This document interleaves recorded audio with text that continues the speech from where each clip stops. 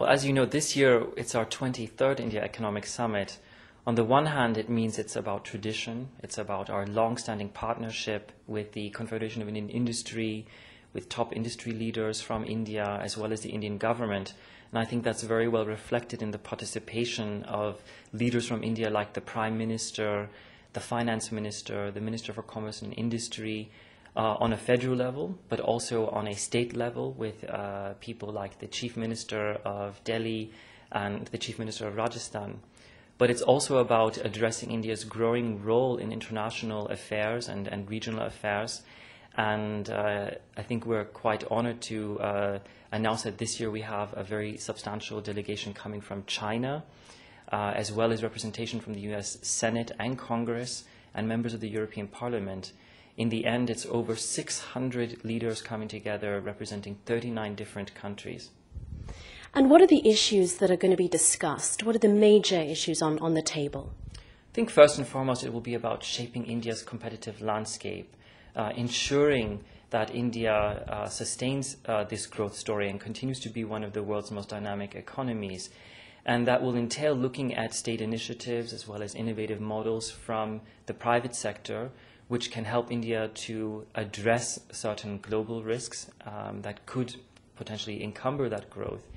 But it's also about ensuring that there is inclusive growth, that it's a sustainable growth. Well, this is one of the major challenges India faces. It's the second fastest growing economy, and yet it has major income disparities and a large urban-rural divide. How's the conference going to address this issue? Well, that's exactly what we'll be looking at this year, to ensure that India's supply chains, for example, do not extend or remain just only part of urban India, but also extend to rural India so that we can better link the rural and urban sectors. One cannot forget that India is still largely an agricultural economy. But it also is about extending the educational and training opportunities, which are very well known in India's urban centers, to the larger parts of the Indian population. And I think there are already some very strong and powerful examples of this if one considers that in this month, in September alone, there were 7 million new mobile customers added to a burgeoning market of 130 million consumers. In parallel with the growing purchasing power across consumer classes, then there are ways in which this urban-rural divide can be bridged, and there are tremendous opportunities with the group of leaders we have coming together to discuss how to best address that issue.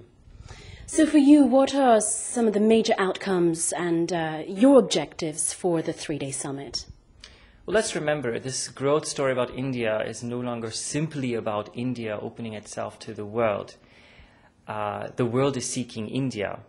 And for many reasons, for its vast human capital, for its talent, for its culture, and hence there are many different industry sectors, many different social sectors which are of great interest.